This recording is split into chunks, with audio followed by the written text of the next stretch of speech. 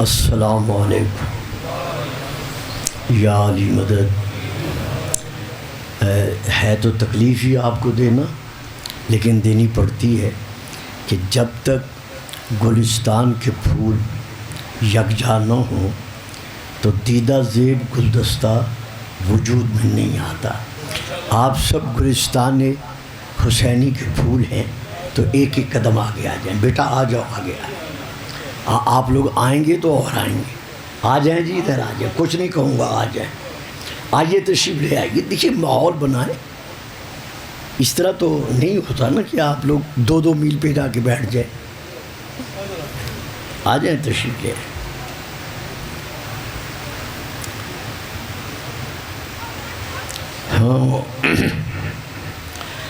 اعوذ باللہ من الشیطان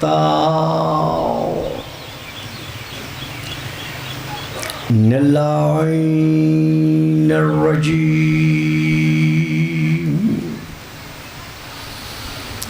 بسم اللہ الرحمن الرحیم، الحمد للہ الذی جعل لیلۃ القدر خیرا من الف شہر، والشکر للہ الذی جعلنا من اہل لیلۃ القدر، والصلاۃ والسلام علی اشرف الانبیاء والمرسلین وآلہ الطیبین الطاہرین المعصومین الشاکرین الصابرین الراشدین المہدیین۔ اما بعد فقد قال اللہ تبارک وتعالی فی کتابہ المجید وفرقانہ الحمید وقولہ الحق، انما یرید اللہ لیذہب عنکم الرجس اہل البیت ویطہرکم تطہیرا۔ صلوات۔ نعرہ تکبیر، نعرہ تکبیر، نعرہ رسالت، نعرہ رسالت، نعرہ حیدری، نعرہ حیدری، حسینیت، حسینیت، یزیدیت، یزیدیت، بآواز بلند صلوات اللہ محمد و آل محمد۔ صاحبان علم و معرفت و محبت و مودت، یہ آیت کریمہ سورہ نمبر 33 کی، سورہ الاحزاب کی آیت نمبر بھی 33 ہے۔ اس کا آغاز اللہ نے اپنی زبان بے زبانی کے ساتھ لفظ انما سے کیا ہے کہ انما یرید اللہ۔ عربی قواعد کے اعتبار سے انما کلمات الحصر میں سے ایک کلمۃ الحصر ہے، جس کا معنی اردو زبان میں انتہائی آسان لفظوں میں اگر ادا کیا جائے تو وہ معنی یہ بنتا ہے کہ انما، سوائے اس کے نہیں. یعنی انما کا معنی حصر کے اعتبار سے جیسے کوئی مجھ سے پوچھے کہ آپ تقریر کرنے آئے تھے حویلی میں تو مجمع کتنا تھا، تو میں بیان کروں گا جتنا اس کوٹھی کی دیواروں کے اندر مجمع آ سکتا تھا اتنا تھا. یہ ہے حصر. یعنی مجمع دیواروں سے باہر نہیں تھا، صرف وہی تھا جو دیواروں کے اندر تھا. انما، سوائے اس کے نہیں ہے، یعنی صرف اور صرف، بس اور بس، فقط اور فقط یہی ہے. یرید اللہ، اللہ کا ارادہ. اب اللہ جب سے ہے تب سے مرید ہے. مرید کے معنی ارادہ کرنے والا. اب اللہ کے لیے لفظ جب، کب اور تب ہم استعمال نہیں کر سکتے، لیکن یہ لفظ سمجھانے کے لیے، افہام و تفہیم کے لیے ہمیں ان لفظوں کا سہارا لینا پڑتا ہے. تو اللہ جب سے ہے تب سے مرید ہے، یعنی صاحب ارادہ ہے. جب سے صاحب ارادہ ہے اس کے ارادے میں ہے. توجہ فرمائیے آپ. یعنی اللہ جب سے مرید ہے تب سے اس کے ارادے میں ہے. اور یہ ذہن میں رہے کہ ارادہ اور اللہ کی ذات ایک دوسرے سے الگ نہیں، جدا نہیں.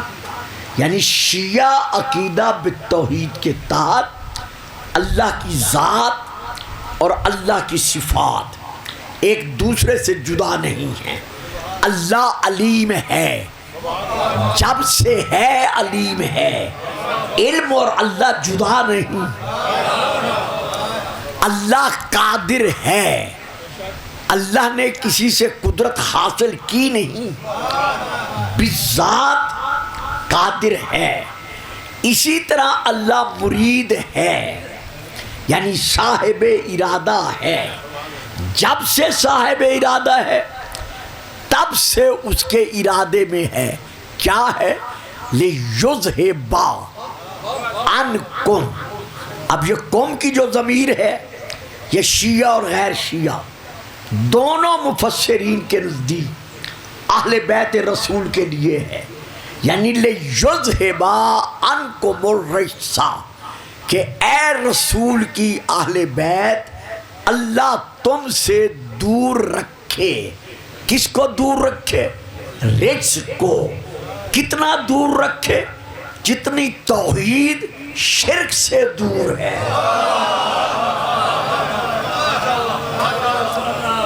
یا جتنا، اور فکرہ یہاں ادا کر دوں، ختم نبوت و رسالت کفر سے دور ہے. یا جتنا قرآن کذب سے دور ہے، یا جتنا ایمان نفاق سے دور ہے. اللہ تم سے دور رکھے. لِيُذْهِبَ عَنْكُمُ الرِّجْسَ، ہر قسم کے رجس کو اہل البیت، اے رسول کی آل بیت، وَيُطَهِّرَكُمْ تَطْهِيرًا، اور تمہیں پاک رکھے. اتنا پاک، اتنا پاک، اتنا پاک کہ تمہیں ماننے والا غیروں میں بھی جب کہے اور اپنوں میں بھی جب کہے بے ساختہ کہے پنج تن پاک. یہ اسی طرح نعرہ لگاتے ہیں جیسے آپ نے لگایا ہے. اسی لیے کہتا ہوں آگے بیٹھا کرو تاکہ بات چل سکے. تو اب یہاں پر جب سے رسول پاک کا وصال ہوا ہے اس زمانے سے لے کر اس وقت تک تفسیر اہل بیت میں علماء خاصہ اور عامہ کے مابین ایک فرق چلا آ رہا ہے. قیلا کچھ علماء کی جانب سے یہ کہا گیا ہے کہ اہل بیت سے مراد رسول کی ساری امت ہے. یہ ہے ایک قول. دوسرا قول اہل بیت رسول سے مراد تمام مکی قریشی جتنے تھے اور ہاشمی، یہ سب کے سب رسول کی اہل بیت میں موجود ہیں. دو قول. تیسرا قول جتنے رسول کے رشتہ دار لے دے کے بنے ہیں وہ سب کے سب اہل بیت رسول میں شامل ہیں. تو یہ چند ایک اقوال ہیں، لیکن شیعان محمد و آل محمد 1400 سال سے برملا یہ کہتے چلے آ رہے ہیں کہ ہم نے اہل بیت رسول کو کسی غیر سے نہیں دینا، کسی اور سے نہیں لینا. یعنی فکرہ ادا کرتا چلو، ہم نے اہل بیت رسول کو عقبہ کی گھاٹی میں قتل رسول کا منصوبہ بنانے والوں سے نہیں لینا.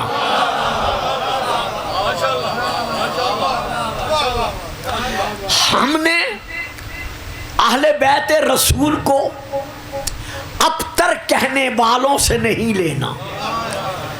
ہم نے اہل بیت رسول کو مسجد زرار بنانے والوں سے نہیں لینا.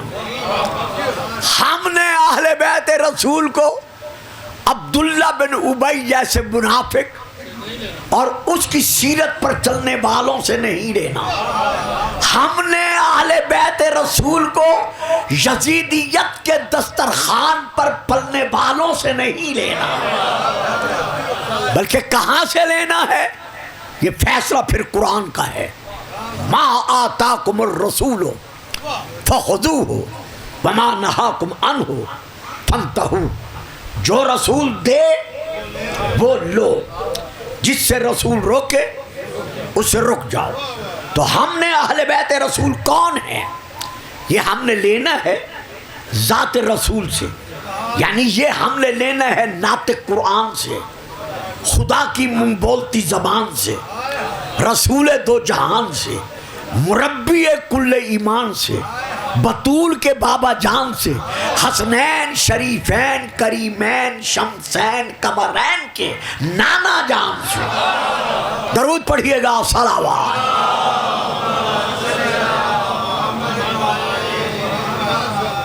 وقت کے پیش نظر مجھے یہاں آغاز ہی میں یہ حوالہ دینا پڑ رہا ہے اور میں دے رہا ہوں کہ اہل بیت رسول کون ہیں.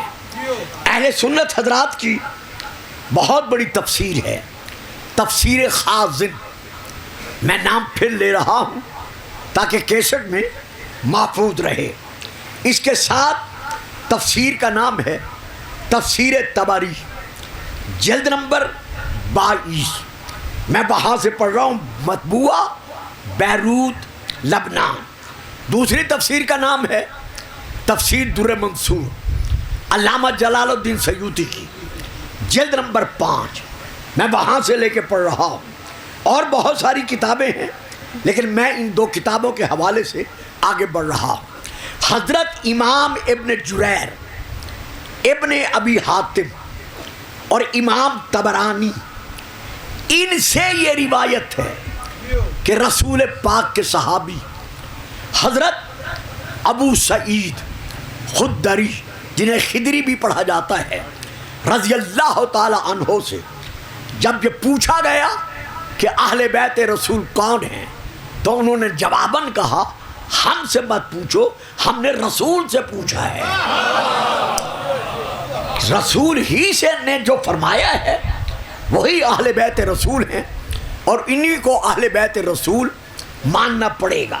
پوچھا گیا کہ رسول نے کیا فرمایا؟ قالا صلی اللہ علیہ وآلہ وسلم جواب ملا کہ رسول پاک صلی اللہ علیہ وآلہ وسلم نے فرمایا نزلت هذه الآیت فی خمسۃ، یہ آیت تطہیر صرف اور صرف 5 کی طہارت کا قصیدہ بن کر نازل ہوئی ہے۔ جو بول سکتے ہیں ذرا بولتے رہیں تاکہ مضمون آگے بڑھ سکے، ورنہ رک جاؤں گا۔ ٹھیک ہے، یعنی یہ آیت یہ کہنا ہے کہ ساری امت اہل بیت رسول ہے، یا تمام مہاجر و انصار صحابہ اہل بیت رسول میں شامل ہیں، یا تمام رشتہ دار در والے بھی گھر والے بھی سب کے سب اہل بیت رسول میں شامل ہیں، یہ میں نے حوالہ دے دیا ہے۔ اس حوالے کا میں زندگی بھر ضامن ہوں۔ سال میں 1 مرتبہ مجھے بابا جی کی دعاؤں کو لینے کی خاطر اور آپ کے چہروں کو زیارت کرنے کی خاطر اور اس ثواب کے حصول کی خاطر راجہ مظفر صاحب کو خدا غری کے رحمت کرے، اور باقی مومنین و مومنات سادات عظام اس علاقے کے علماء کرام ذاکرین سب رحمت کے سائے میں رہیں۔ سال میں 1 مرتبہ میں حاضر ہوتا ہوں، یہ میں حوالہ دے چکا ہوں، یہ میں نے شیعہ کتاب کا حوالہ نہیں دیا۔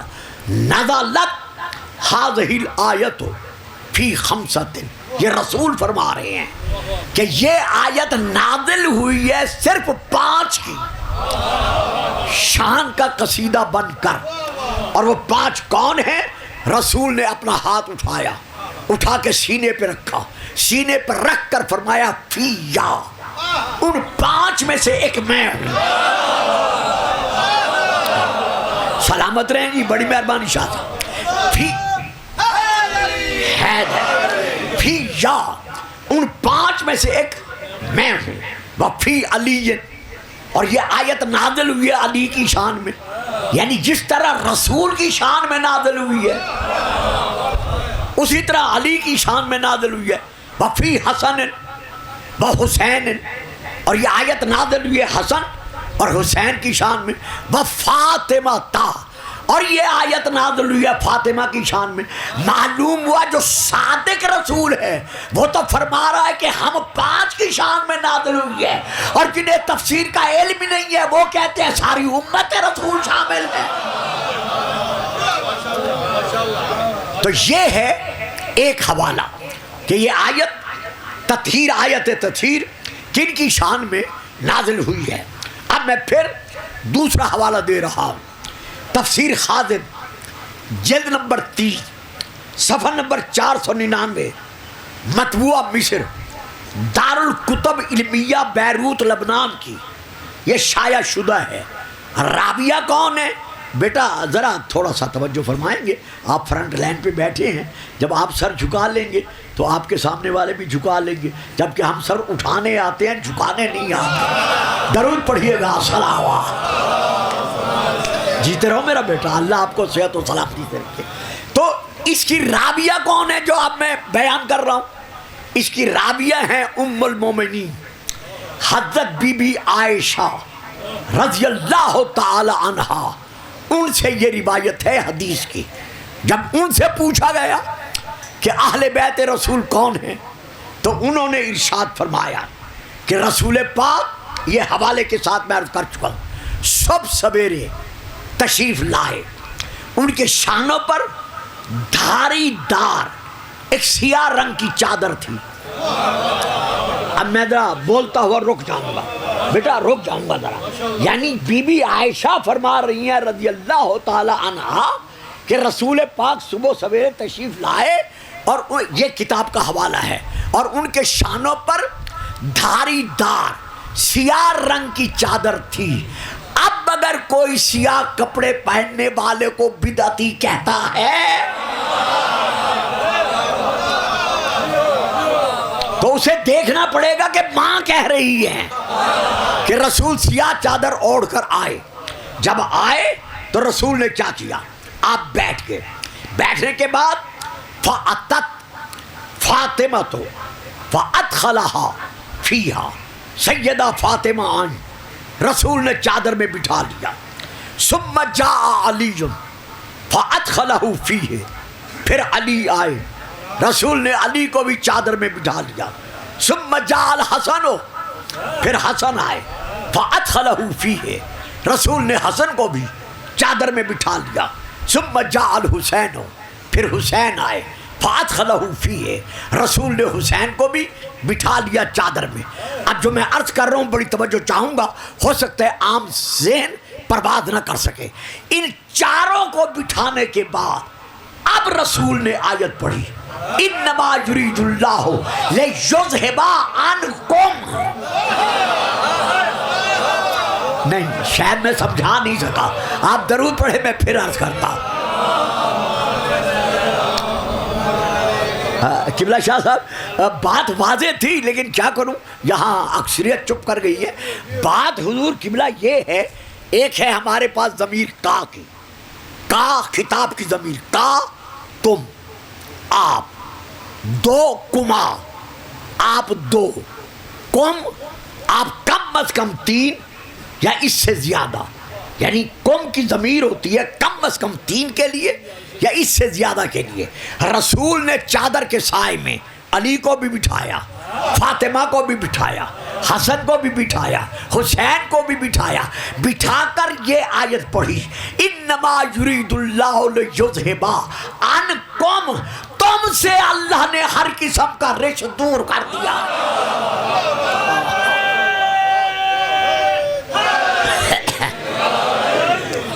درود پڑھیں گے آپ صاحبان، صلوات پڑھیں گے؟ اچھا، اب یہاں پر ہم پھر اور آگے بڑھتے ہیں. یہ ایک علامہ صاحب ہیں جن کا نام ٹی وی پر نہیں، یہ سوشل میڈیا پر میں نے دیکھا ہے، محمد فلاں ہزاروی. یہ انہوں نے کلپ چلایا ہے، جی علی تو چونکہ علی بطول کی اولاد میں سے نہیں ہے، حسین تو بطول کی اولاد میں سے ہیں، وہ تو اہل بیت رسول ہیں، لیکن علی تو اولاد بطول میں سے نہیں ہے، تو لہذا علی کو اہل بیت رسول میں تسلیم کیوں کیا جاتا ہے، کیوں مانا جاتا ہے؟ گزارش یہ ہے جو رسول دے، یہ اللہ کا فیصلہ ہے. فلا وربک لا یؤمنون حتی یحکموک فیما شجر بینہم ثم لا یجدوا فی انفسہم حرجا مما قضیت ویسلموا تسلیما. میرا حبیب تیرے رب کی قسم ہے، یہ تیرے امتی اس وقت تک مومن ہو نہیں سکتے جب تک اختلافی مسائل کا حج تجھ سے نہ لے. تو اب تم کہتے ہو، یعنی وہ ہزاروی مولوی کہتا ہے، تم کہتے ہو کہ علی اہل بیت میں شامل نہیں ہے.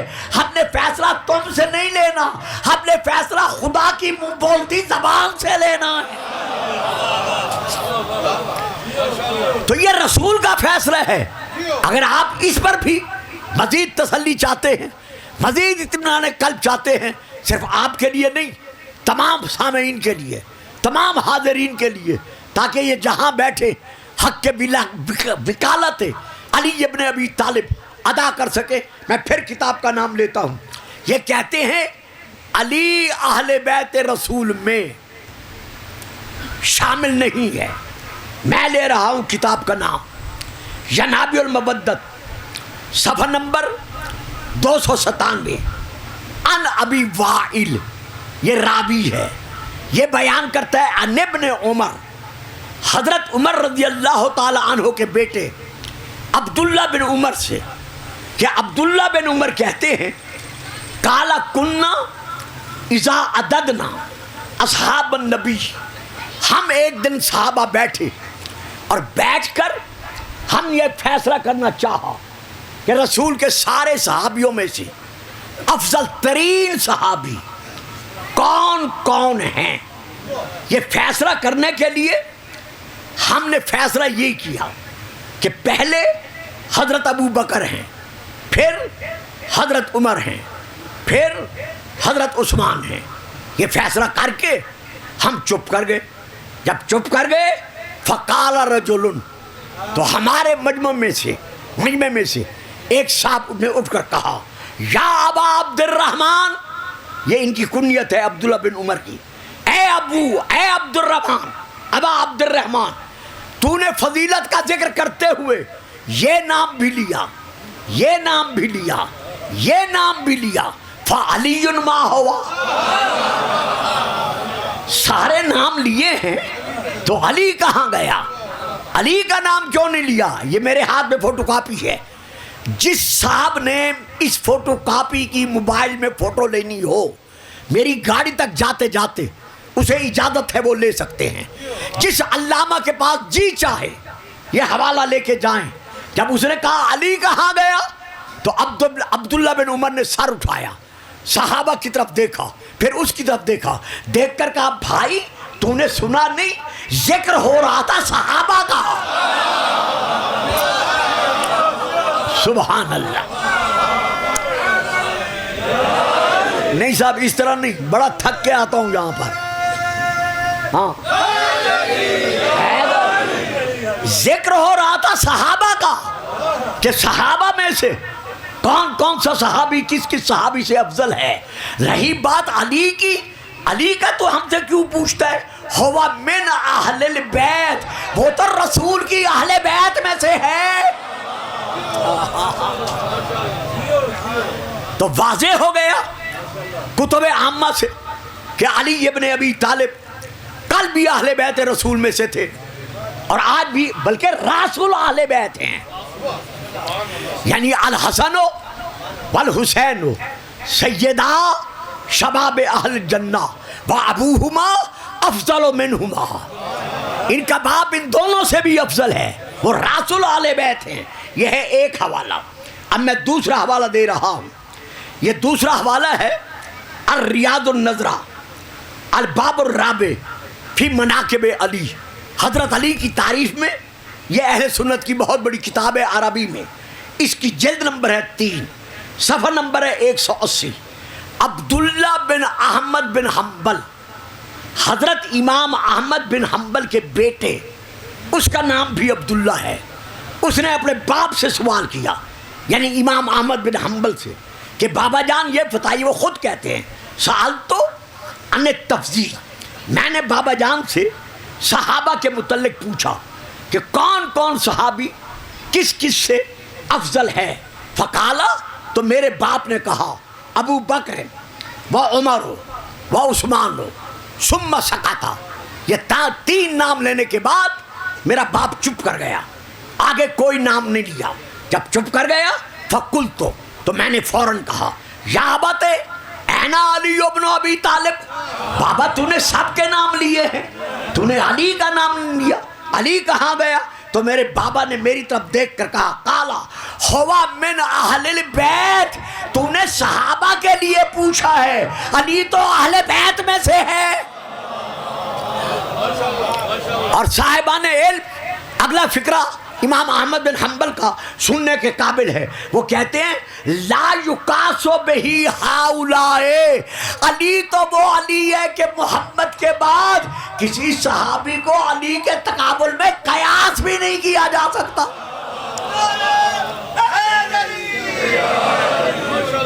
اب ہم ذرا اور آگے بڑھتے ہیں، درود پڑھیے گا، صلوات۔ ایک ڈھیلی صلوات اور بھی پڑھ دے، صلوات۔ واہ،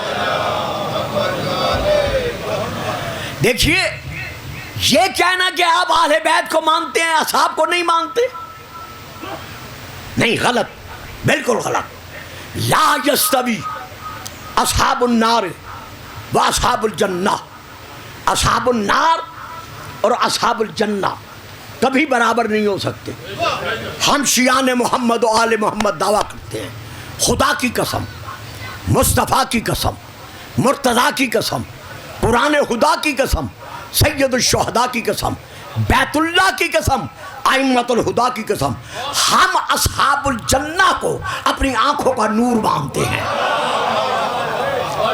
توجہ فرمائی صاحبہ، یعنی جو لوگ یہ اعتراض کرتے ہیں شیعہ اور غیر شیعہ مسلمانوں کے مابین اختلافات کو پیدا کرنے کی خاطر، تفریق کو جنم دینے کی خاطر کہ شیعہ صرف علی و فاطمہ حسین و حسن کو مانتے ہیں، اصحاب رسول کو نہیں مانتے، نہیں، جن کو اللہ نے اصحاب الجنہ فرمایا ہے ہم انہیں کل بھی مانتے تھے، ہم انہیں آج بھی مانتے ہیں. ہم مانتے ہیں کہ وہ اصحاب الجنہ جو ہیں وہ شرک، کفر، نفاق کی توبہ کرنے کے بعد نجاست سے پاک ہیں. تسی گل ہی نہیں لے میں کی پڑھ گیا تسی کی سن لے. یہ مسلمان بنا، یہ مسلمان بنے، یہ مسلمان بنے پہلے جس دین پر تھے اس سے توبہ کرنے کے بعد تبلیغ رسول اسلام کے سائے میں یہ مسلمان بنے. اب انہوں نے شرک کو چھوڑا، کفر کو چھوڑا، نفاق کو چھوڑا، رسول کے سیرت پر یہ آگے بڑھے. اللہ نے انہیں اصحاب الجنہ کا سند کا سرٹیفکیٹ عطا کیا. ہم مانتے ہیں کہ یہ صحابہ رسول کے جو اصحاب الجنہ ہیں یہ شرک سے پاک ہیں. توبہ کرنے کے بعد یہ نفاق سے، کفر سے پاک ہیں. لیکن اس کے باوجود کہ یہ اصحاب الجنہ ہیں لیکن اہل بیت رسول میں شامل نہیں. کیوں؟ جب رسول نے مسجد کے دروازے بند کرائے تھے تو ان کے بند کرا دیے، علی کا دروازہ کھلا.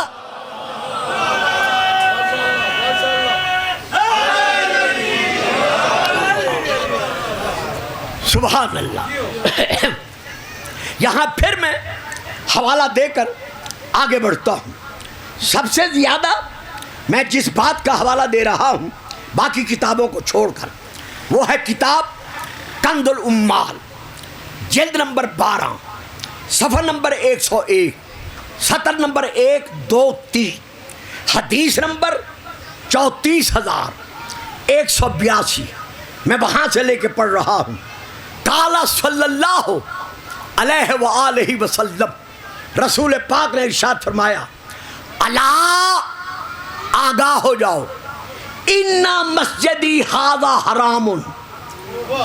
میں گزروں گا، ترجمہ نہیں کروں گا، صاف جو لے لیں وہ میرا ساتھ دیں. جن کی سمجھ میں نہ آئے، اگر کوئی ان کے پہلو میں بیٹھا ہوا داد دے رہا ہو تو اس سے آرام سے پوچھ لے کہ گلفام صاحب نے کیا کہا ہے. یہ رسول پاک فرما رہے ہیں، الا ان مسجدی ھذا حرام. میرے صحابیوں، یہ میری مسجد ایسی ایسی ایسی حالت میں حرام ہے. کیوں جی بابا جی پکھے دے تلے سو گئے ہو نا، یہ ذرا جگا دیں، ان کو جگا دیں. پکھے تو ہٹتے ہو تاکہ بیدار ہو کے سنو. ہاں درود پڑھیں، صلوات. واہ یار واہ. ابھی میں قصیدہ شروع کرتا آپ آسمان سے اوپر چلے جاتے، لیکن کر ہی نہیں سکتا، میری مجبوری ہے. درود پڑھیں، صلوات. بڑی مہربانی شاہ جی، حوصلہ افزائی. الا ان مسجدی ھذا حرام. اس حالت میں رہنے والوں پر، میں نے پھر اشارتاً وضاحت کر دی، اس حالت میں رہنے والوں پر یہ میری مسجد نبوی میں ان کا داخلہ حرام ہے. اب چونکہ حدیث میں تشریح ہے، فکرہ مجھے دونا پڑ گیا ورنہ نہ دیتا. اس کے بعد فرماتے ہیں، علی کل حائض من النساء، عورتوں میں سے ہر وہ عورت جو ایام مخصوصہ میں ہوتی ہے.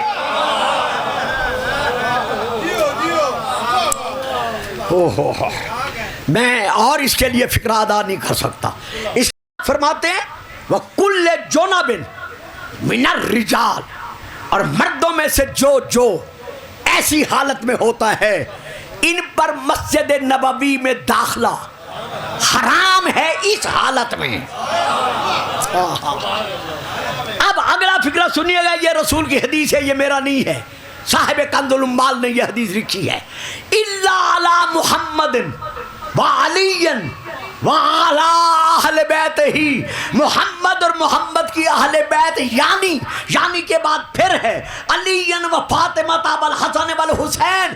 یہ پنجتن پاک ایسے ہیں کہ ان کے لیے ان حالتوں کا تصور قلبی حرام تھا.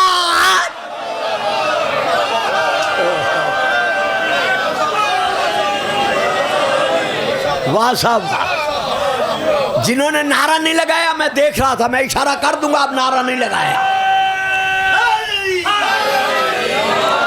یا علی یا علی، بڑی مہربانی، درود پڑھیے، صلوات۔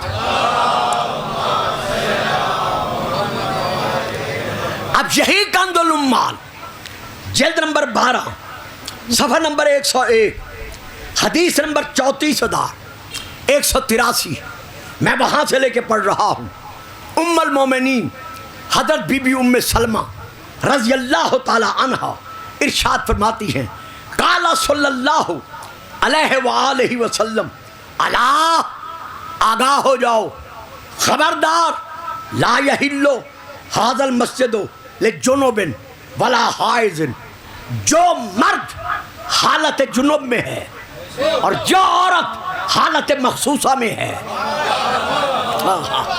ان دونوں پر حلال نہیں ہے کہ وہ میری مسجد نبوی میں اتر سکے، الا لرسول اللہ، مگر رسول اللہ و علی و فاطمہ والحسن والحسین، یہ سب کے سب میرے اس حکم سے آزاد ہیں، میرے اس حکم سے آزاد ہیں، یہ تمہارے لیے حکم ہے، یہ ان کے لیے حکم نہیں ہے۔ صاحب بولیں نہ بولیں، چہرے اکثر اب میں جانتا ہوں، کافی عرصے سے آ رہا ہوں، بزرگ بابا جان کے زمانے سے آنا میں نے شروع کیا ہے اور اب تک میں خود بڑھاپے میں آ گیا ہوں، تو میں چہرے جانتا ہوں، نام نہیں جانتا۔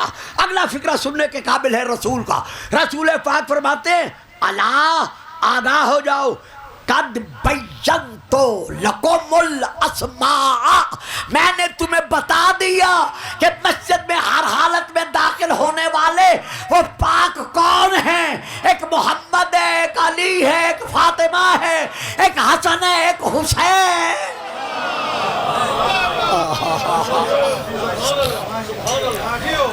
تاکہ تم اللہ تضلوا، میرے بعد تم گمراہ نہ ہو سکو کہ اہل بیت کون ہیں اور کون نہیں ہیں۔ آپ درود پڑھیے، میں ذرا عباس کا رخ کرتا ہوں، صلوات۔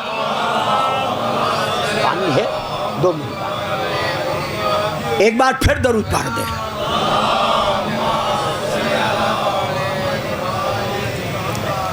اب یہاں پر میں پھر ایک کتاب کا حوالہ دیتا ہوں، کتاب کا نام ہے وفاء الوفا۔ پہلی مرتبہ جب میں حج پہ گیا تھا تو یہ سیٹ میں نے مکہ سے خرید کیا تھا۔ وفاء الوفا جلد نمبر 2 صفحہ نمبر 478 اور 489، اس میں یہ درج ہے کہ رسول نے منادی کو حکم دیا کہ مدینے میں ندا کر کہ جن جن کے دروازے مسجد میں کھلتے ہیں اپنے اپنے دروازے بند کر لو۔ یہ میں بغیر حوالے کے بات نہیں کر رہا، چونکہ میں اس علاقے کے عوام سے اچھی طرح آگاہ ہوں، واقف ہوں کہ یہ اجتماع شیعہ سنی بھائیوں پر مشتمل اجتماع ہوتا ہے، سب غلامان محمد و آل محمد یہاں تشریف فرما ہوتے ہیں۔ یہ الگ بات ہے، کوئی سو کے سنتا ہے، کوئی جاگ کے سنتا ہے۔ درود پڑھیے گا، صلوات، کوئی بات نہیں، کوئی بات نہیں۔ تو یہاں پر وفاء الوفا میں یہ درج ہے کہ رسول پاک نے منادی کو حکم دیا کہ مدینے میں میری طرف سے منادی کرو کہ یا ایھا الناس سدوا ابوابکم، کہ اپنے اپنے دروازے جو مسجد میں کھلتے ہیں بند کر لو۔ جب منادی نے رسول کی طرف سے یہ ندا دی، فلم یکم احد، سننے والوں میں سے کوئی بھی کھڑا نہ ہوا کہ وہ اٹھ کر اپنا دروازہ جو مسجد میں کھلتا تھا بند کرے۔ جب منادی نے آ کر رسول کو بتایا کہ یا رسول اللہ، جن کے دروازے کھلتے ہیں انہوں نے آپ کا فرمان سن کر سنی انسنی سے کام لیا ہے، اس کان سے سنا ہے اور اس کان سے نکال دیا ہے، کوئی بھی کھڑا نہیں ہوا۔ اب رسول خود اٹھے، یہ ہے کتاب کا حوالہ۔ واہ، اچھا جی، ہو گئے بیدار، ماشاءاللہ۔ اب رسول خود اٹھے۔ اب رسول نے کیا کہا؟ فقال صلی اللہ علیہ وآلہ وسلم سدوا ابوابکم، اور میرے صحابیوں، جس جس کا دروازہ مسجد میں کھل رہا ہے میں حکم دے رہا ہوں بند کرو۔ قبل اس کے کہ تم پر اللہ کی طرف سے ینزل العذاب، عذاب نازل ہو، دروازے بند کرو. فخرج الناس, یہ سنتے ہی رسول کی صدا کو لوگ دوڑے, مبادری دوڑے ایک دوسرے کے پیچھے دروازے بند کرنے کے لیے.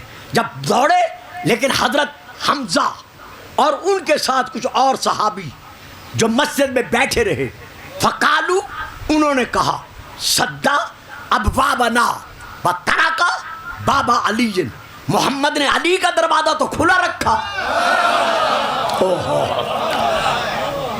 اور ہمارا دروازہ علی نے, اللہ نے, محمد نے بند کرا دیا.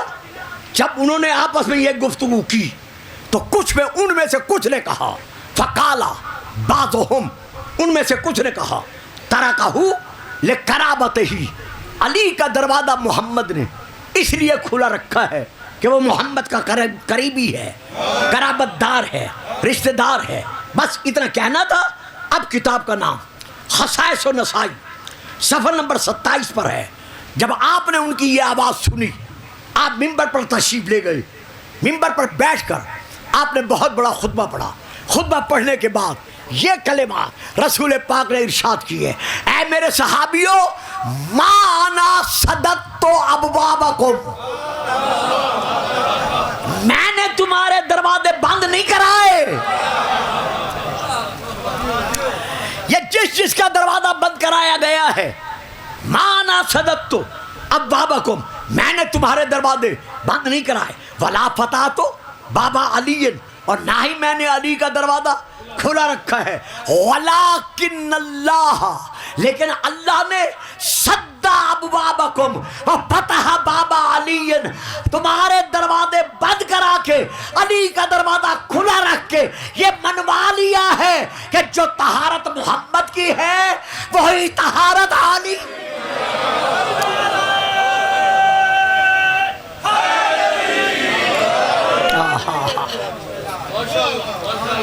اور پھر کتاب کا نام ہے مستدرک للحاکم, جلد نمبر 3, سطر نمبر 2 اور 3.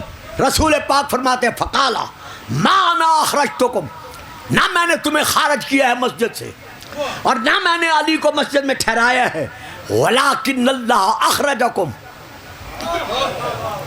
واسکنہ, اللہ نے تمہیں مسجد سے خارج کیا ہے ایسی حالت میں, اور علی کو ہر حالت میں ٹھہرایا ہے.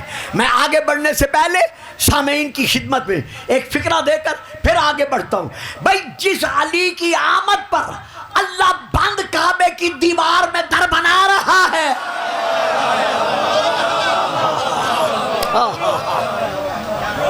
اس کے لیے اللہ دروازہ کیسے بند کرا تھا؟ اللہ تو منوا رہا ہے کہ جو مقام عفت, جو مقام عصمت, جو مقام طہارت میرے محمد کا ہے وہی علی کا ہے, وہی فاطمہ کا ہے, وہی حسن کا ہے, وہی حسین کا ہے. تو جنہیں اہل بیت کے مقابلے میں لانا ہے, پہلے دیکھو تو صحیح کہ کہاں پیدا ہوئے اور کس گود میں پلے.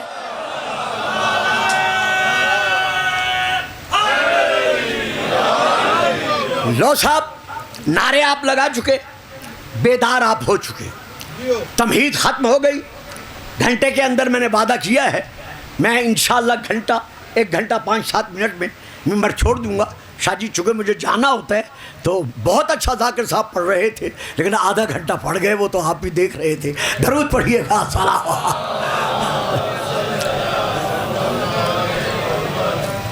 اب ہم آتے ہیں, بہت پیاری بات ہے اور بڑی علمی بات ہے, جسے آپ اپنی زبان میں خشک کہتے ہیں.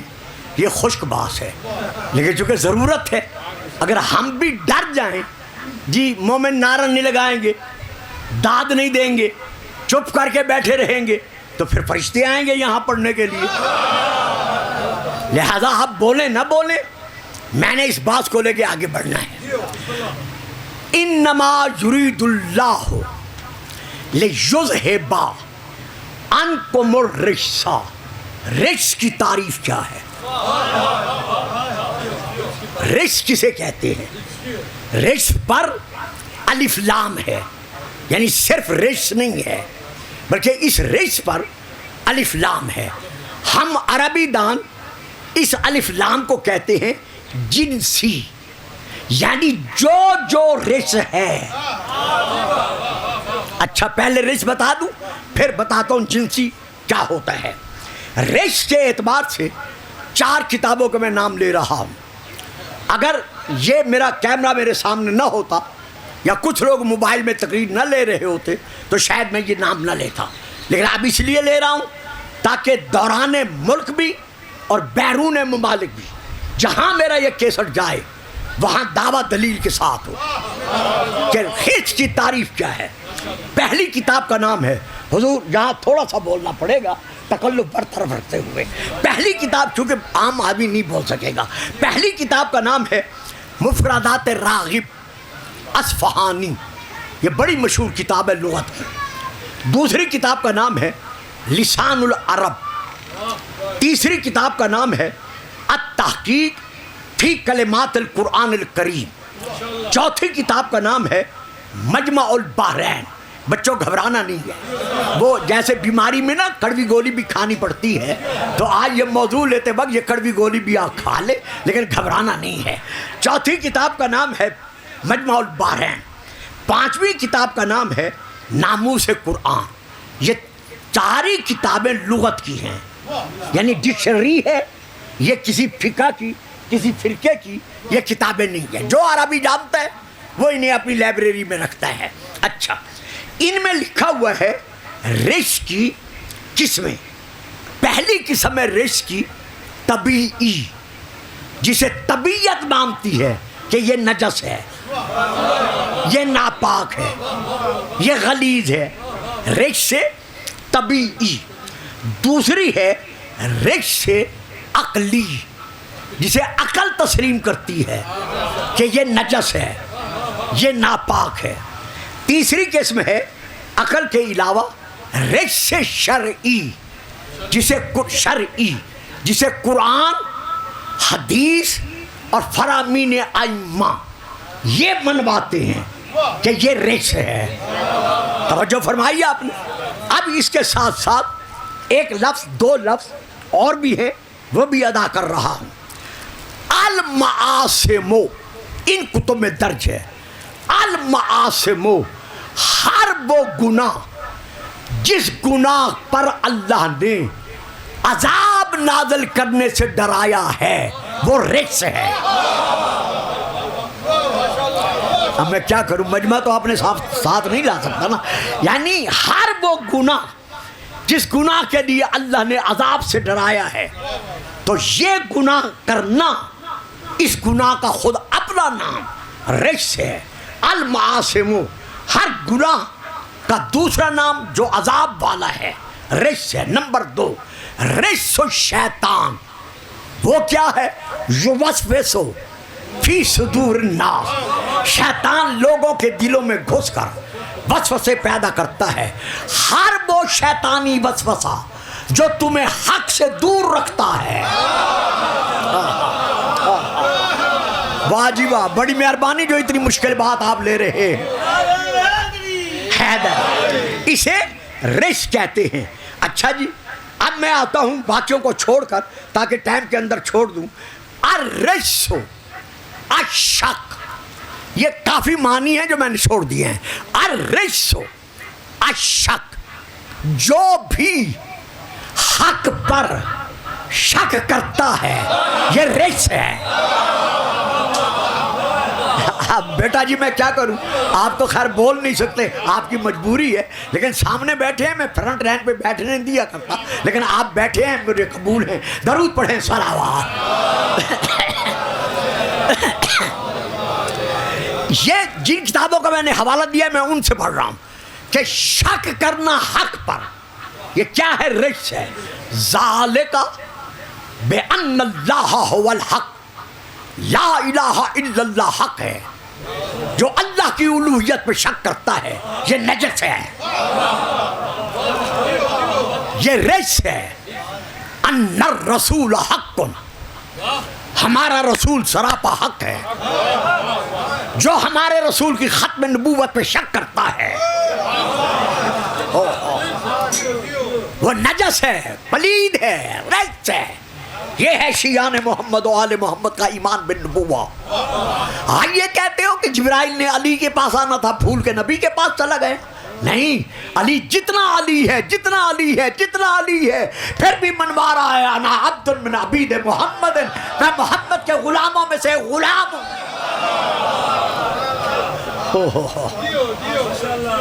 تو ہمارا رسول کیا ہے؟ حق.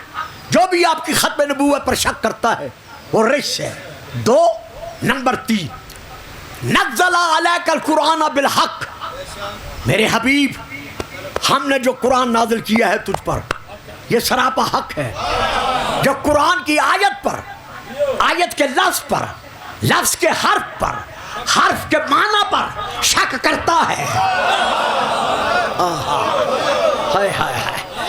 یہ رجس ہے. اب جو سمجھ رہے ہیں بولو گے، آگے والا فکرہ پڑھ دوں جو سمجھ رہے ہو، باقی نہیں. میں نے چہرے دیکھ لیے ہیں. جو نہیں بول سکتے میں ان سے کچھ نہیں کہوں گا، جو بول رہے ہیں میں ان سے کہوں گا بولو گے. یہ ہے ترمذی شریف، یہ ہے ینابع المودت، یہ ہے کنز الامال، یہ ہے مودت القربہ، یہ ہے ارجح المطالب، یہ ہے مناقب خوارزمی، یہ ہے مناقب ابن معاذ علی شافعی. رسول پاک کا ارشاد ہے علی مع الحق.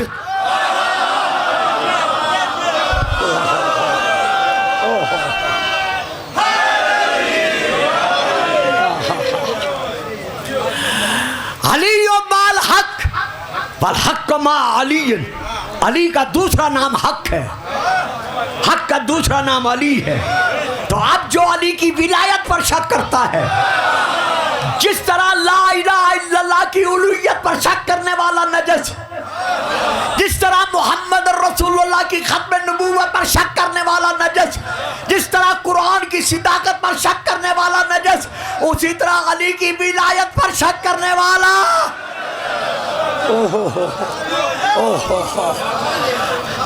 شاہ صاحب، میرے بڑے بزرگ ہیں، بہت بڑے بزرگ ہیں میرے لاہور میں، میرے سر پر سایہ فگن رہ جاتے ہیں حلوہ کی شاہ صاحب. یہ محترم اور قبلہ کا سایہ تو ان کے باپ کے یعنی والد بزرگوار کے زمانے سے، جب میں پشاور میں پڑھنے گیا تھا تو انہی کی سایہ میں گیا تھا. شاید آغا جی کو یاد ہوگا. تو آپ سب کا جن بزرگوں کا میرے سایہ ہے، میں فکرہ دوں گا، حدیث نہیں پڑھوں گا. جو بھی علی کی ولایت پر شک کرتا ہے ماننا پڑے گا وہ رجس ہے. اسی لیے تو رسول نے کہا تھا کہ اگر کوئی ایسا بچہ لے کے آئے جو علی سے محبت نہ رکھتا ہو تو اس بچے کی ماں سے پوچھو فَأَيْنَ جَاءَتْ، کہاں سے لے کے آئی.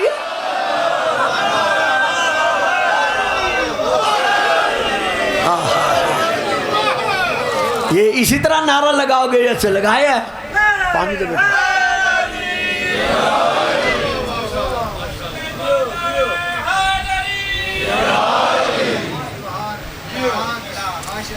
اب ہم آتے ہیں لغت کے بعد قرآن کی طرف، کہ قرآن میں رجس کسے کسے کہا گیا ہے. ساری آیتیں نہیں پڑھوں گا، 2 آیات پڑھوں گا تاکہ آگے گزر کر بات کو ختم کروں.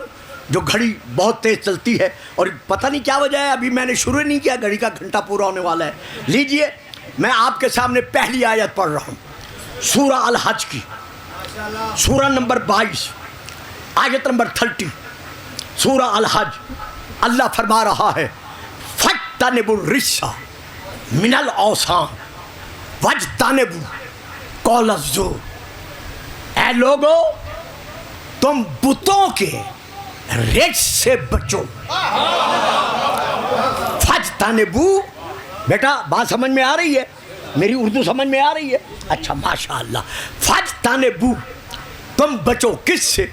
فَاجْتَنِبُوا الرِّجْسَ مِنَ الْأَوْثَانِ، بتوں کی پلیدی سے بچو. میں نے آیت نمبر بتا دی ہے، گھروں میں جا کے دیکھ لینا. شیعہ سنی دونوں کا ترجمہ یہی ہے کہ بت پرستی سے بچو. معلوم ہوا بت پرستی رجس ہے. تمہاری چپ تو بھی صدقے، بت پرستی رجس ہے. وَقَوْلَ الزُّورِ، اور جھوٹ سے بچو. معلوم ہوا جھوٹ بولنا رجس ہے. اب اگر کوئی اپنی زندگی میں 40 سال 30 سال 20 سال 10 سال 5 سال 5 مہینے 5 ہفتے 5 دن 5 گھنٹے بت پرستی کر چکا ہے تو رجس میں آ گیا. واہ جی واہ، واہ جی واہ، سبحان اللہ، بڑی مہربانی حضور، بڑی مہربانی یار۔ تو وہ صاحبان رزق کی فہرست میں آ گیا۔ ابھی میں بولتا نہیں، آپ نے نعرہ لگا دیا ہے، بڑی مہربانی۔ آگے کیا ہے؟ قول الزور، جھوٹ سے بچو۔ اگر کوئی پوری زندگی جھوٹے ٹکڑے پہ پلتا رہا یا جھوٹوں کو مانتا رہا، بعد میں اسے توبہ کر لی۔ اب یہ بت پرست، پہلے بت پرست تھا، خواہ 1 گھنٹہ بھی تھا، بعد میں اسے توبہ کر لی۔ یہ جھوٹا پہلے جھوٹا تھا، کلمہ پڑھنے کے بعد اس نے جھوٹ سے توبہ کر لی۔ اب توبہ کرنے کے بعد یہ جھوٹا متقی بن سکتا ہے، پرہیزگار بن سکتا ہے، مومن بن سکتا ہے، عابد زاہد متقی پرہیزگار بن سکتا ہے، جنتی بن سکتا ہے، لیکن اہل بیت میں شامل نہیں ہو سکتا۔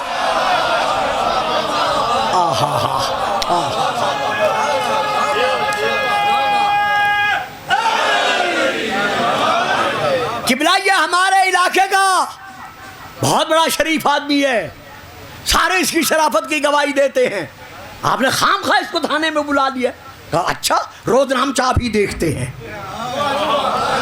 تو اگر روز نامچہ شروع سے صحیح ہے تو بات الگ ہے، آگے میں کوئی بات نہیں کہتا، آپ بولے نہ بولے۔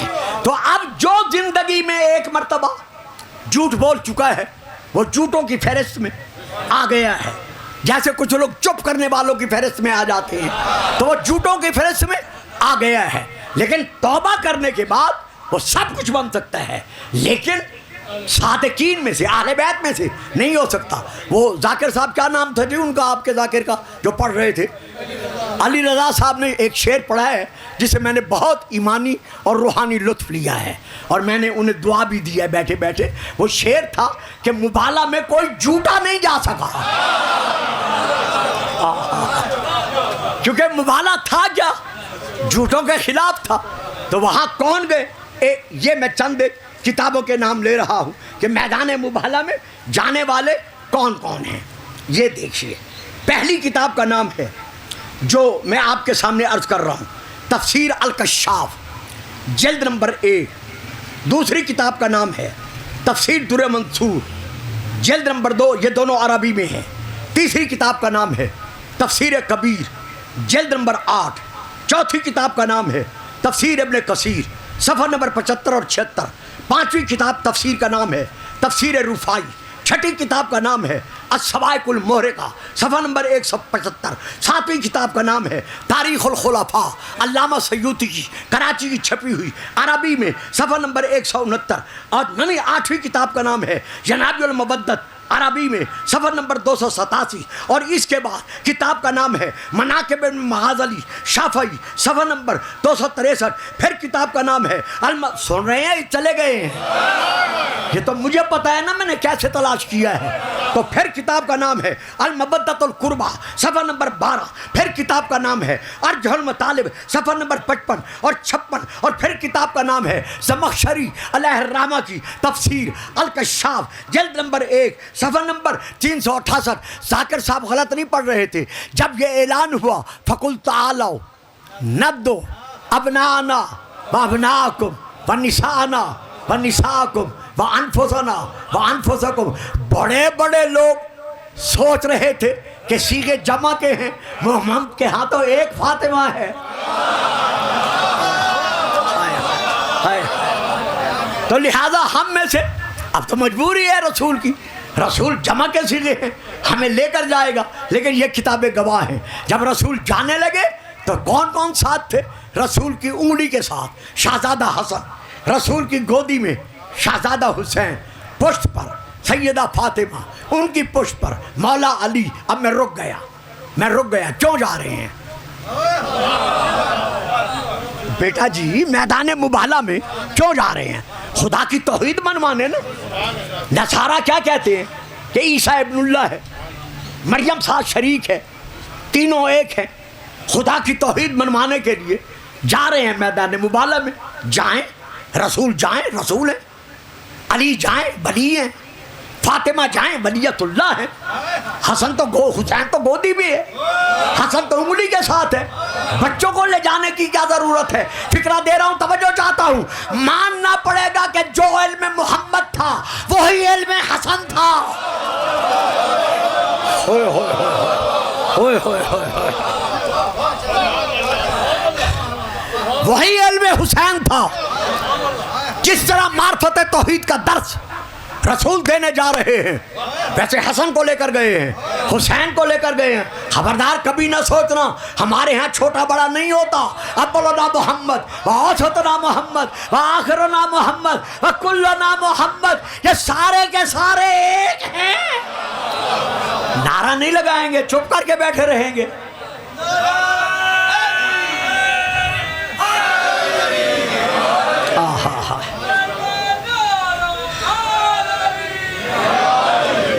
اب ایک جو بت پرستی کر رہا ہے، بت پرستی کیا ہے؟ رکس، جھوٹ بولنا کیا ہے؟ رکس۔ اب ایک اور آیت پڑھتا ہوں اسی رکس پر، جس میں اللہ ارشاد فرما رہا ہے، سورہ المائدہ کی یہ آیت ہے۔ گھبرانا نہیں بھائی، بچوں گھبرانا نہیں ہے۔ ہاں آپ تو سارے کوثری بیٹھے ہیں نا، خواہ شیعہ ہیں یا سنی ہیں، تو گھبرانا نہیں ہے۔ یا ایھا الذین آمنوا انما الخمر والمیسر والانصاب والازلام رجس من عمل الشیطان۔ اے ایمان والو، اے مسلمانو، یاد رکھو، انما الخمر، سوائے اس کے نہیں شراب، والمیسر، اور جوا، والانصاب، بت پرستی، والازلام، جوئے کے نام پر بتوں کے اعتبار سے پھینکے جانے والے تیر، رجس، یہ سب کے سب رجس ہیں۔ تو اب شراب کیا ہے؟ شراب رجس ہے نا، بولے نہیں بے، سارے چپ کر گئے، رجس ہے نا شراب۔ تو جب شراب رجس ہے تو جو پی رہا ہے وہ کیا بنے گا؟ وہ بھی رجس بنے گا۔ جب ہے ہی رجس، اور پھر علی کا نام لے، حسن کا نام لے، حسین کا نام لے، محمد کا نام لے، نہ، جو رجس ہے ان سے دور ہے۔ اور بابا جان جو آل محمد سے دور ہے وہ کل بھی رجس تھا، آج بھی رجس ہے۔ تو جو شراب پیتا ہے، اللہ نے شراب کو کیا کہا ہے؟ رجس کہا ہے۔ اب آنا پڑے گا، دیکھنا پڑے گا کہ اپنے اپنے دور میں کون کون شرابی رہا۔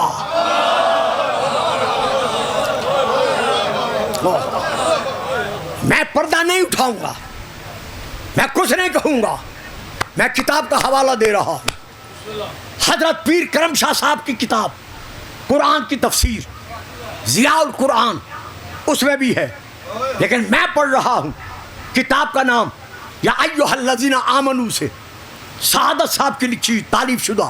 وہ لکھتے ہیں عرب میں شراب کا اتنا رواج تھا، یہ میں ساری تاریخ نہیں پڑھتا جو اب میرے پاس وقت نہیں رہا، عرب میں شراب کا اتنا رواج تھا کہ جب بچہ پیدا ہوتا تھا تو ماں جو اسے گھٹی لگاتی تھی، گھٹی سمجھتے ہو نا، پہلی چیز چٹانا، جو گھٹی لگاتی تھی وہ شراب ہوتی تھی۔ اب میں آگے نہیں بڑھتا، اگر یہی ربیع الاول سے پہلے پہلے اس علاقے میں کوئی میری تقریر ہوئی جہاں آج میں یہ چھوڑ رہا ہوں، اس کو یہاں سے لے کے چلوں گا قرآن اور حدیث کے سائے میں، لیکن ہے نہیں، لیکن اگر ہوئی تو میں آپ سے وعدہ کرتا ہوں میں اس کو وہاں سے لے کے چلوں گا۔ اب میں اسے سمیٹ رہا ہوں۔ ماں کیا کرتی تھی؟ گھٹی میں شراب پلاتی تھی، حتیٰ کہ پیر کرم شاہ صاحب نے لکھا ہے کہ چند لوگ ایسے تھے جو اس سے پاک تھے۔ وہ چند کون تھے؟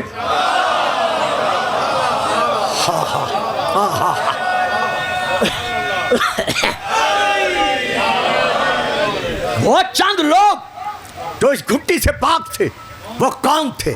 اب علامہ نے قلم روک لیا ہے لیکن میں زبان نہیں روکتا، میں پڑھتا ہوں کہ وہ کون تھے، کن کی گھٹی میں تھے، یہ پھر پڑھوں گا، خود تلاش کرو، مولویوں سے پوچھو کہ مدینے میں مٹکے کس کس گھر سے توڑے گئے۔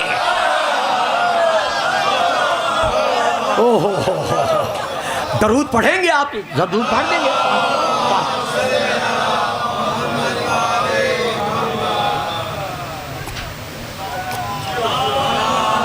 ٹھہرو، رک جاؤ، مجھے تازیانہ وہ مارے.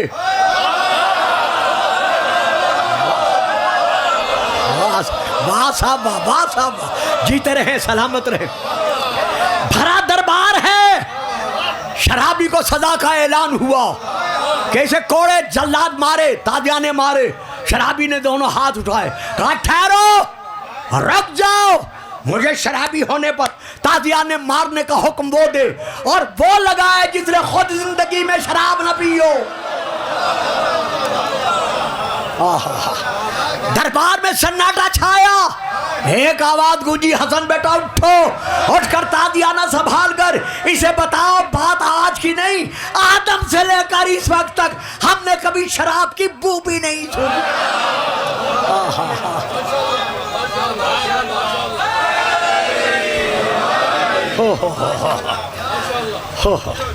تو اب کس کس کی گھٹی میں شراب تھی یہ نہیں پڑھتا, میں یہ پڑھتا ہوں کس کی گھٹی میں کیا ہے.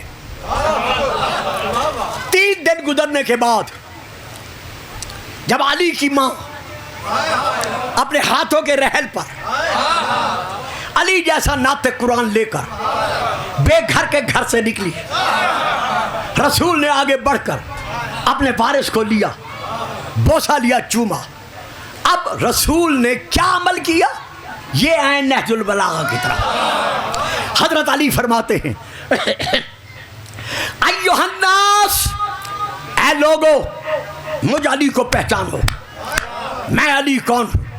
انا بذات فی الصغر بکلاکل العرب وکسرت نواجم قرون ربیۃ ومضر قد علمتم موضعی من رسول اللہ صلی اللہ علیہ وآلہ وسلم بالقرابۃ القریبۃ والمنزلۃ الخصیصۃ وضعنی فی حجرہ. میری ماں کعبے سے مجھے لائی, رسول نے مجھے اپنی گود میں لیا. وضعنی فی حجرہ وانا ولد یضمنی الی صدرہ. میں 3 دن کا بچہ تھا, رسول نے اپنے سینے سے مجھے چمٹا لیا. ویشمنی عرفہ, اور اپنی خوشبو نبوت رسول مجھے سکھانے لگے. اور جب مجھے بھوک لگتی تھی تو میری ماں کے حوالے نہیں کرتے تھے. وَكَانَ يَمْضُغُ الشَّيْءَ ثُمَّ يُلْقِمْنِيهِ. اب رسول پاک غذا کا لقمہ اٹھا کے منہ میں رکھ کر اسے باریک پیس کر اپنے لعاب میں میرے منہ سے منہ ملا دیتے. جن کی گھٹی میں شراب ہے وہ اور ہیں, جس کی گھٹی میں رسول کا لعاب ہے وہ اور.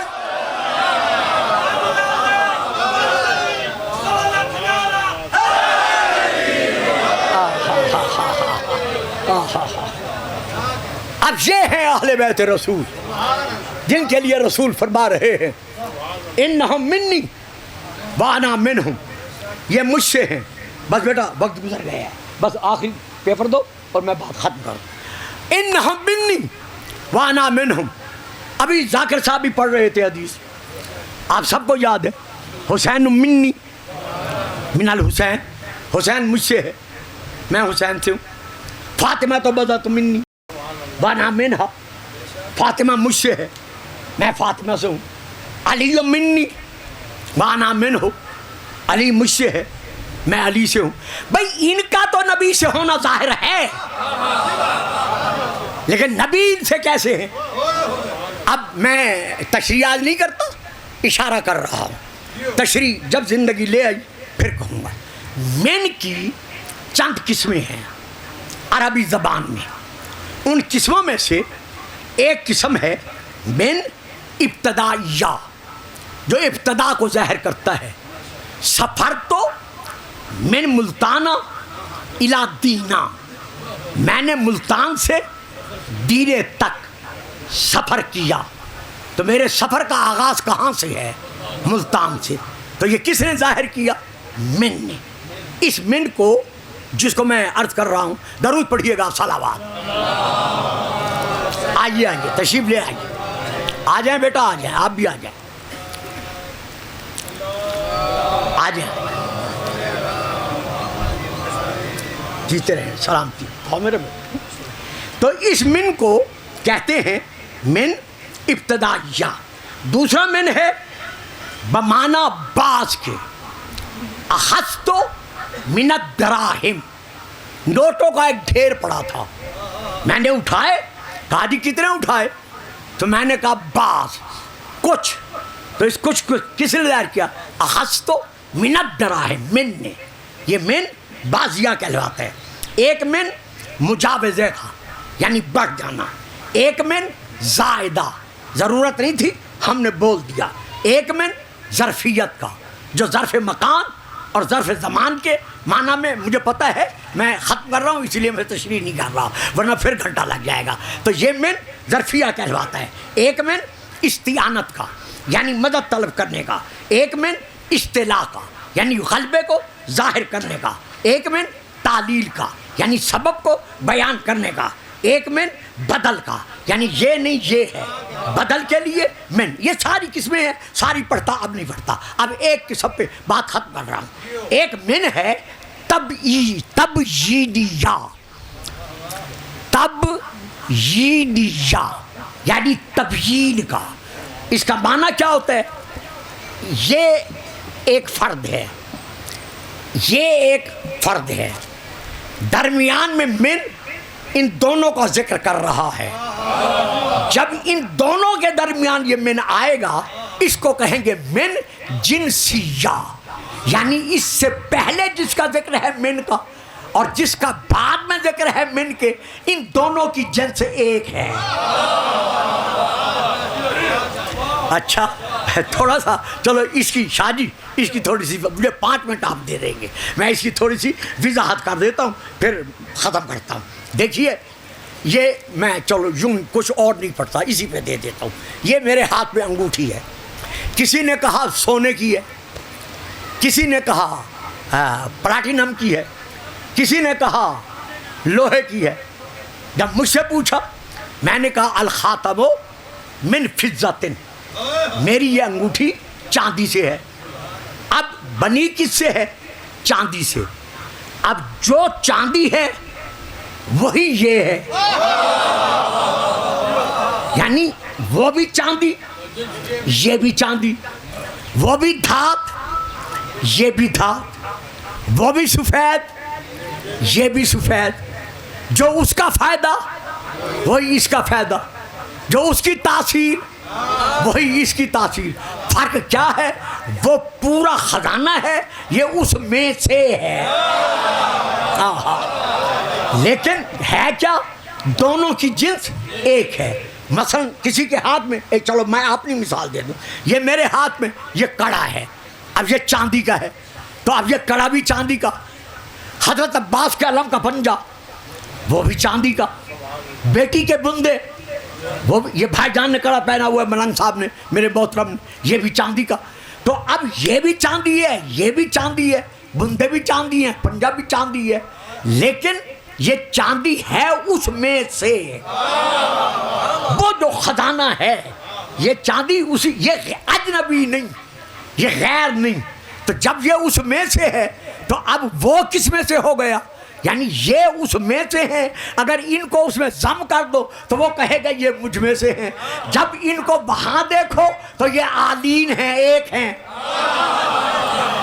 جب چادر کے سائے میں دیکھو وہ فاطمہ تو وہ ابوہا وہ بالوہا وہ بنوہا، یہ سب فاطمہ ہیں. اور جب نبی کی حدیث میں دیکھو اولنا محمد و اوسطنا محمد و آخرنا محمد و کلنا محمد، یہ سب محمد ہیں. یعنی اصل ایک ہے، نسل ایک ہے، حسب ایک ہے، نسب ایک ہے، ذات ایک ہے، صفات ایک ہے، گلدستہ صفات ایک ہے، شجرۃ الطیبہ ایک ہے، نورانی جلوہ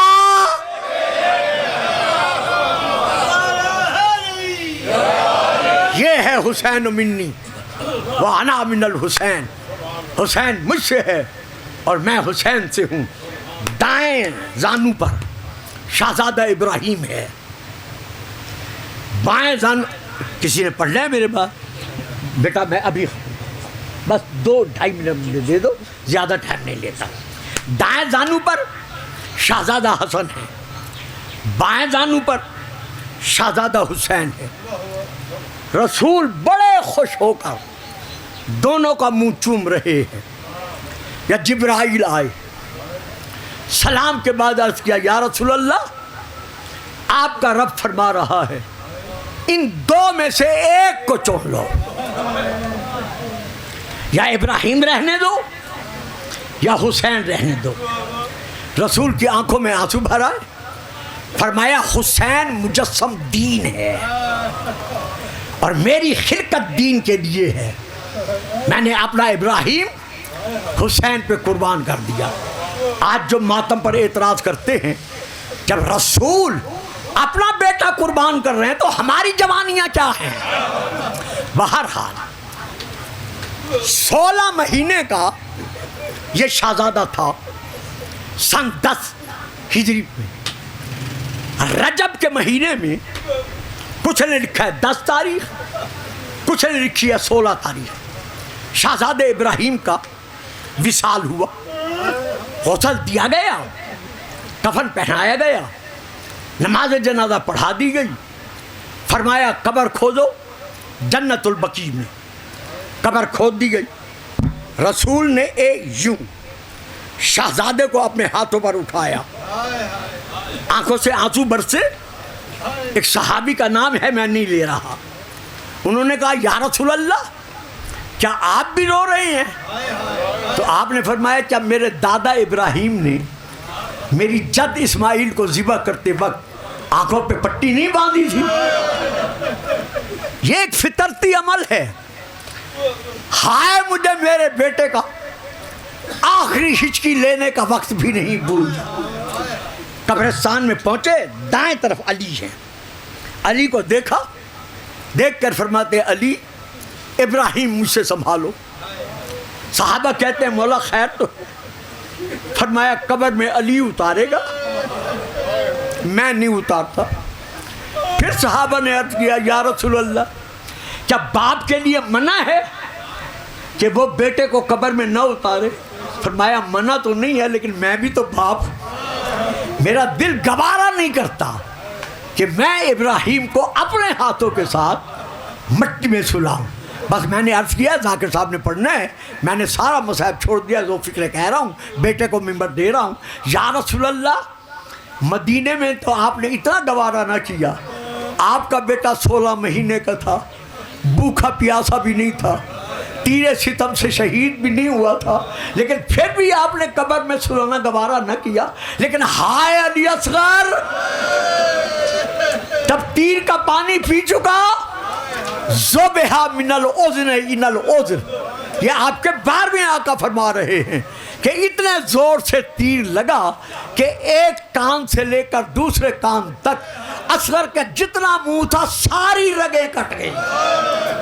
مجھے معلوم نہیں ہے، میں شیعہ حضرات سے، سادات عظام سے، مخدوم صاحب سے، باقیوں سے معافی مانگتا ہوں، مجھے پتہ نہیں ہے شاہ جی کہ آپ نے کبھی پہلے یہ روایت سنی ہے یا نہیں سنی، لیکن میں پڑھ رہا ہوں اور بڑی تسلی سے پڑھ رہا ہوں، تصدیق سے پڑھ رہا ہوں۔ کتاب کا نام ہے نبع الاسلام، وہاں سے پڑھ رہا ہوں، اس میں یہ لکھا ہوا ہے کہ صرف حرملہ کا تیر اصغر پر نہیں چلا،